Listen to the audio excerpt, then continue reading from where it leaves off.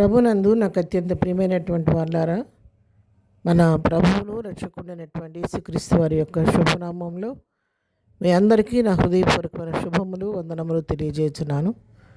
ఉదయకాల సమయంలో దేవుని వాక్యాన్ని ధ్యానం చేసుకుందాము.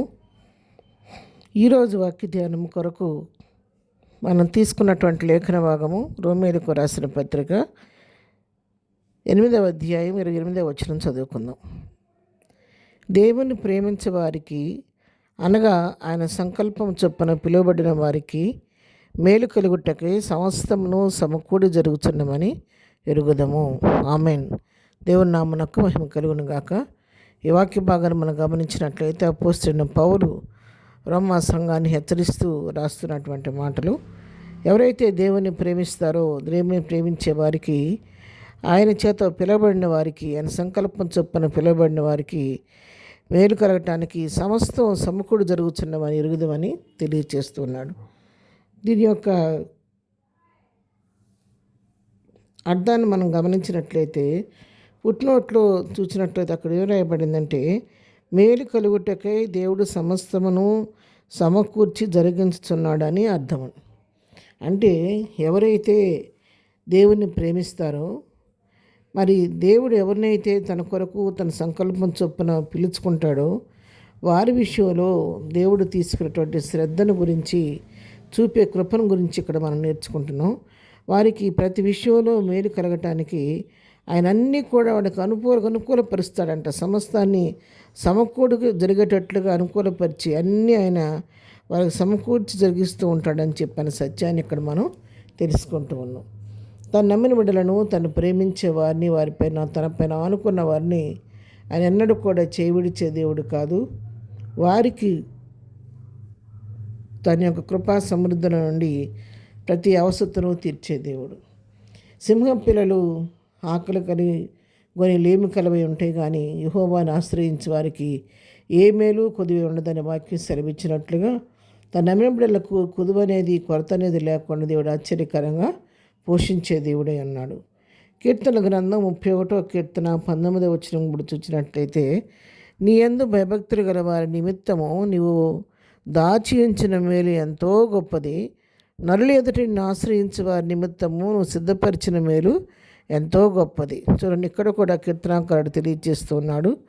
మరి ఎవరైతే దేవుని యందు భయభక్తులు గల వారు ఉంటారో వారి నిమిత్తము, మరి దేవుని మీద ఆశ్రయించిన వారు, దేవుని మీద ఆధారపడిన వారికి, దేవుని ఆశ్రయించిన వారి నిమిత్తము ఆయన సిద్ధపరిచిన మేలు ఎంతో గొప్పదండి. దేవుడు చేసే కార్యాలు, ఆయన అయోగ్యమైన మన పట్ల చూపే కృప, కనికరం, అవి మనుషుల జ్ఞానానికి అంతుపట్టవు. కానీ ఆ కృపను అనుభవించిన వారికి, ఆ ప్రేమను రుచూచిన వారికి మాత్రమే ఆ కార్యాలు అర్థమవుతూ ఉంటాయి.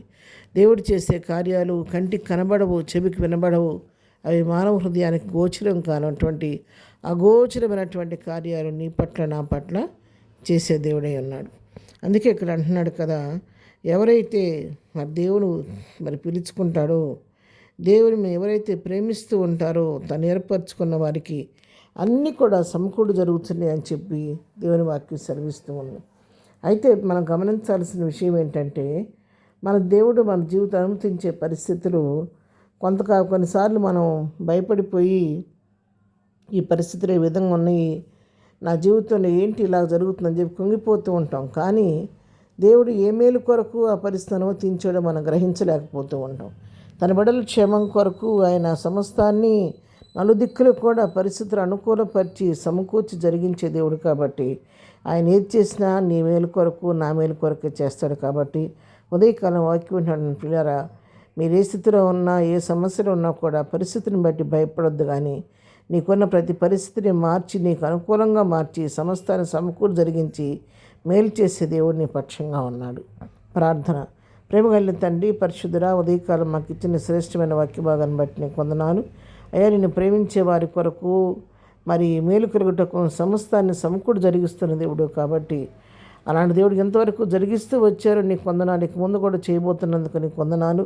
ఉదయకాలం వాక్యం వింటున్న మా పిల్లలందరినీ పేరు పేరుని దీవించి ఆశీర్వదించండి. ఏ బిడ్డ ఏ మేలు కొరకు ఎదురు చూస్తూ ఉందో, ఏ ఆశీర్వాదం కొరకు ఎదురు చూస్తుందో, ఏ సమస్య కొరకు నీ సన్నిధిలో ప్రార్థిస్తుందో వారి జీవితాల్లో కూడా మీ కార్యాలను జరిగించి వారి నోటి నవ్వు కలుగు చేయండి. ఈ దినం మేము చేయ పని పాటలో రాకపోకలు క్షేమం దయచేయండి. దినం బర్త్డే మ్యారేజ్ చేసుకుని నన్ను దీవించండి, ఆశీర్వదించండి. బలహీనలు ముట్టి స్వస్థపరచండి, దుఃఖాలను ఓదార్చండి. ఎగ్జామ్స్ రాసిన బిడ్డలకు మంచి విజయం దయచేయండి. రాస్తున్న బిడ్డలకు కావలసిన జ్ఞానం దయచేసి బిడ్డలందరికీ మంచి భవిష్యత్తు దయచేయమని, ఎదురు దీవెనలతో నింపి నడిపించమని యేసునామములో ప్రార్థించి అడిగి పొందుకొని ఉన్నాము తండ్రి. ఆమెన్. ప్రభు కృప సదాకాలం మనందరికీ తోడై నడిపించునుగాక. ఆమెన్.